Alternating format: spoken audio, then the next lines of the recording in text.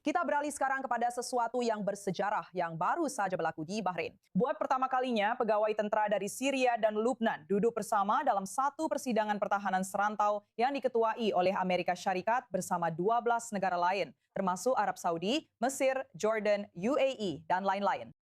Kesemua mereka berkumpul di Manama di bawah Komando Pusat Amerika Syarikat untuk berbincang mengenai keselamatan serantau dan mungkin yang lebih penting untuk menegaskan semula komitmen bersama mereka dalam memastikan Selat Hormuz kekal terbuka untuk perkapalan antarabangsa. Sekarang ini adalah satu gambaran yang agak luar biasa kerana ia bermakna Syria yang kurang daripada 2 tahun lalu diperintah oleh diktator yang disokong Iran, Assad, kini duduk semeja dengan Amerika. Dan Lebanon yang tenteranya telah diketepikan selama bertahun-tahun oleh Hizbullah, kini diiktiraf sebagai rakan keselamatan yang sah. Dengan kata lain, Timur Tengah sedang dirombak semula di depan mata kita. Sekarang, ini satu lagi ayat yang pasti dianggap mustahil hanya beberapa tahun lalu. Menteri Luar Syria berada di Beirut hari ini dan Damsyik mengatakan bahawa mereka terbuka untuk berbincang dengan Hizbullah. Sekarang ingatlah, kerajaan Syria hari ini terdiri daripada bekas komander pemberontak yang bertahun-tahun bertempur dengan Hizbullah di medan perang ketika Hizbullah menyokong bekas diktator Assad. Sekarang mereka berkuasa dan mereka perlu memikirkan apa yang perlu dilakukan dengan kumpulan bersenjata paling berkuasa di Lebanon, terutamanya selepas Presiden Amerika Syarikat Donald Trump mencadangkan bulan lalu bahawa Syria patut menangani Hizbullah dan bukannya Israel. Sekarang, Syria menegaskan bahawa ia tidak akan campur tangan secara ketenteraan dan tidak akan memihak kepada mana-mana pihak. Tetapi hakikat bahawa perbualan ini sedang berlaku sudah cukup untuk memberitahu anda betapa drastiknya rantau ini telah dirombak dan berubah. Dan bersama kita sekarang untuk membincangkan perkara ini ialah Hagar Shemali, penasas bersama Lebanon-Israel Peace Alliance dan bekas pengarah Majlis Keselamatan Negara Rumah Putih untuk Syria dan Lebanon. Jadi anda tahu, Syria mengatakan ia tidak akan campur tangan secara ketenteraan. Ia tidak akan memihak kepada mana-mana pihak. Namun begitu, Menteri Luar Negerinya berada di Beirut dan berkata bahawa Damsyik terbuka untuk bertemu dengan Hizbullah jika kepentingan memerlukannya. Jadi saya rasa soalan saya untuk anda ialah, adakah Syria benar-benar cuba mencari jalan diplomatik untuk membendung Hizbullah atau adakah Damsyik sebenarnya sedang ditarik ke dalam sesuatu yang ia tidak dapat kawal? Baiklah, pertama sekali terima kasih Natasha kerana menjemput saya. Anda mengetengahkan isu yang sangat penting di sini. Kerana hakikatnya kerajaan Syria sebenarnya tidak mampu mengawal sebahagian besar tanahnya sendiri. Jadi mereka sebenarnya lebih cuba mengambil pendirian yang membolehkan mereka menyokong Lebanon. Dan mereka juga berkata dalam mesyuarat yang sama, mereka sangat sedar bagaimana keadaannya di bawah Bashar al-Assad. Bagi rakyat Lebanon, mendengar apa-apa yang berkaitan dengan Bashar al-Assad dan campur tangan dari Syria adalah seperti kuku menggaru papan hitam. Seperti yang kita tahu, mereka telah menduduki Lebanon selama hampir 20 tahun. Jadi pandangan mereka sebenarnya lebih kepada memastikan mereka boleh memberi tumpuan kepada tanah mereka sendiri. Walaupun isu ini telah dibangkitkan seperti yang anda nyatakan dari Amerika Syarikat, ia bukanlah satu isu, syukurlah, yang mendapat banyak sambutan. Dan anda tahu, sudah tentu, sentiasa ada kebimbangan jika Presiden Trump menekan Al-Shara untuk campur tangan di Lebanon, sama ada Al-Shara akan bersetuju atau tidak. Tetapi setakat ini, beliau memang sangat jelas bahawa beliau tidak berminat untuk masuk campur di Lebanon. Beliau ada masalah sendiri yang perlu dikawal, dan saya rasa mereka memang tidak menyukai Hezbollah pun. Sekarang, Trump telah memutarakan idea ini, jelas sekali, yaitu Syria menggantikan Israel sebagai kuasa yang akan berurusan dengan Hezbollah. Perjanjian kerangka yang kita lihat antara Iran dan Amerika Serikat yang melibatkan Lebanon mengaitkan lagi pengunduran Israel kepada perlucutan senjata Hezbollah.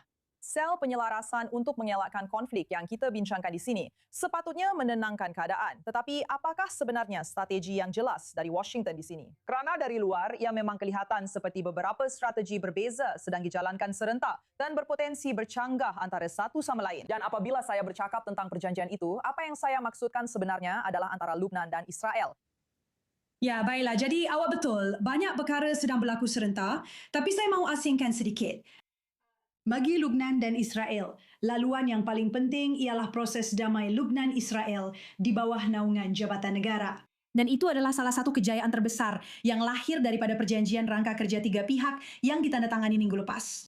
3 perkara paling penting tentangnya ialah, pertama, ia telah menarik proses ini keluar daripada cengkaman rejim Iran. Kedua, ia membuktikan bahawa proses ini berbaloi untuk terus melabur dalamnya dan meneruskannya. Dan ketiga, ia benar-benar mengubah keadaan di Lebanon, di mana hujannya ialah Hezbollah tidak diperlukan, senjata mereka tidak diperlukan, perkhidmatan mereka tidak diingini.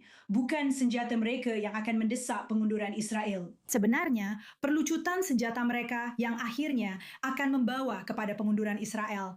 Dan itulah sesuatu yang sedang diusahakan oleh kedua-dua rakan ini. Sekarang, apabila anda bercakap tentang percanggahan itu, saya akan beritahu anda, Naib Presiden Vance telah ditanya tentang perkara ini beberapa hari yang lalu.